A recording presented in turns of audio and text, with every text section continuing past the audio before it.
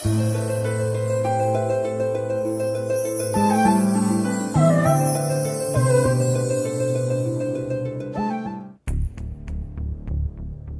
జగన్, ఎందుకు డల్లుగా ఉన్నావు? చూసావా, ఫోన్ల మీద ఫోన్లు చేస్తున్నారు. ఏం చెప్పమంటావు? ఛ, సిబిఐ రైడ్ చేసేదాకా తెచ్చుకున్నావు. ఏమి పోయినా చెప్పవే వాడికి, చెప్పవే. ఏంటి వాడి అజాగ్రత్త? ఇలా సిబిఐ వాళ్ళు నా జీవితకాలంలో ఎప్పుడైనా నా మీద దాడి చేశారా? అంత దమ్ముందా ఎవడికైనా? వాడి విషయంలో జరిగింది అన్ని కంపెనీల మీద దాడి. జగన్, ఇప్పటికైనా అర్థం చేసుకో. నీకేం కావాలో నీకు తెలీదు. వాడికి ఏం కావాలో నిజంగా మీకు తెలుసా? తెలియకుండానే వాడిని నేను పెంచానా? అవును. ఏంటి? తిట్టేస్తా మిమ్మల్ని. మీరు వీడికి 100 మంది ఎమ్మెల్యేలని ఇవ్వలేకపోయారు. అసలు వీడు చేసిన తప్పేంటి? డబ్బు సంపాదించకుండా ఏ సీఎం కొడుకైనా బామ్మర్దైనా ఉంటారా? ఉండరు. వాళ్ళేమైనా అన్నా హాజరేలా? అసలు వీడెంత తిన్నాడో, ఏం చెయ్యాలని అనుకున్నాడో మీకు తెలుసా? 40 మంది ఎమ్మెల్యేలు వీడితో వస్తారని అనుకున్నాం. కేవలం 20 మందే వచ్చారు. ఎందుకండి అలాంటి వాళ్ళకి టికెట్ ఇచ్చారు? ఢిల్లీతో పెట్టుకోవద్దురా అని చెప్పానా లేదా? వింటే ఇక్కడి దాకా వచ్చేది కాదు కదా. నీకు తెలీదు. ఢిల్లీ గురించి ఎందుకు మాట్లాడుతున్నారు? సోనియా అమ్మని కాదని, ఎలాగే నా సొంత వాళ్లకు టికెట్లు ఇచ్చేది. ఇవ్వాలనే కదా. ఆవేదపడకమ్మా, నేను కూడా మింగాను కదమ్మా. సిబి అదే చెబుతుంది. నీ ఫ్యూచర్ గురించి నేను మాట్లాడట్లేదు, నా కొడుకు ఫ్యూచర్ గురించి మాట్లాడుతున్నాను. తప్పు చేసింది మీరు, వాడంటారేంటి? ఆగరా, ఏంట్రా ఇది? నేను తప్పు చేశానని తనంటుంది, నువ్వు తప్పు చేశావని నువ్వు వెళ్ళిపోతున్నావు. అసలేం జరుగుతుంది ఇక్కడ? ప్రతి ఒక్కరికి ఏం కావాలో ఏమివ్వాలో అని ఆలోచిస్తూ ఉంటాను. అది తప్ప?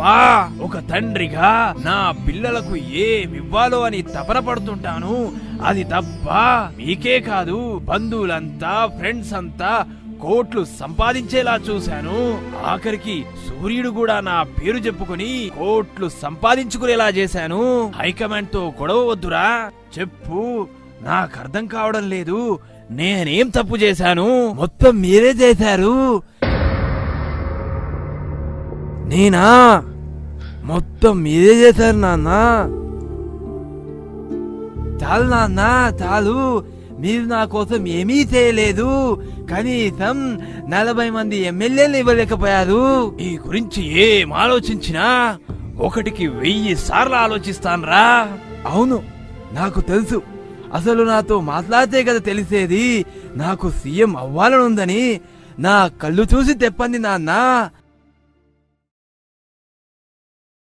నా కోరిక అర్థం చేసుకోండి. బెంగళూరు పంపించేశారు. అక్కడ ఏముంది? గాలి జనార్దన్ రెడ్డి తప్ప. ఇక్కడ మాత్రం మీరు సీఎంగా దర్జాగా వెలిగి వెళ్ళిపోయారు. అందరూ నవ్వుతున్నారు నాన్న నన్ను చూచి. నేను ఇక్కడ రాజకీయంగా ఎదగాలనుకుంటే మీరు నన్ను ఢిల్లీ పంపించేశారు. వాడు వద్దు వీడు వద్దు అని నా చెయ్యి పట్టుకొని ఎందుకు నాన్న ఇలా చేశారు? నాకు అవకాశం లేకుండా ఎప్పుడు మీరే సీఎంగా ఉంటానంతే. ఇక నేనెందుకు నాన్న? నన్ను రాజకీయంగా పైకు తెమ్మని మీకు చెప్పి చెప్పి నా గొంతు పోయింది నాన్న. వద్దు నాన్న, మీ వల్ల చాలా లాస్ అయ్యింది నాన్న. ఆ విషయం అమ్మకి తెలుసు. సీఎం అవుదామని కష్టపడి ఎమ్మెల్యేలందరినీ కూడగట్టుకున్నాను. కానీ ఢిల్లీ అమ్మ దెబ్బ కొట్టింది నాన్న. అసలు నేనేమైపోతానోనని. ఆ కొండా సురేఖకు, అంబటి రాంబాబుకి తెలుసు నాన్న. ఈ రాష్ట్రం నాలాంటి ఒక మంచి సీఎంని కోల్పోయింది. ఇప్పుడు సిబిఐ దాడులు అంతా మడాష్. జైలుకు వెళ్ళిపోతా అంతే. నేను ఇలా కావడానికి మీరు నన్ను సీఎం చేయకుండా వెళ్ళిపోవటమే నాన్న.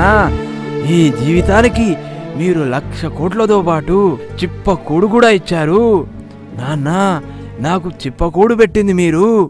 మీ పేరుతో పార్టీ పెట్టిన నాకు ఏం దక్కింది నాన్న?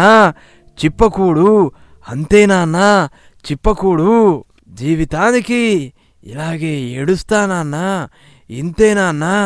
సారీరా, వచ్చే జన్మలో నిన్ను తప్పకుండా సీఎంని చేస్తాను. అడ్డుకోవడానికి అప్పటిదాకా సోనియమ్మ ఉండదు. Be happy.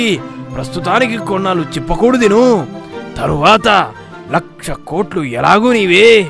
Good luck my dear boy, good luck.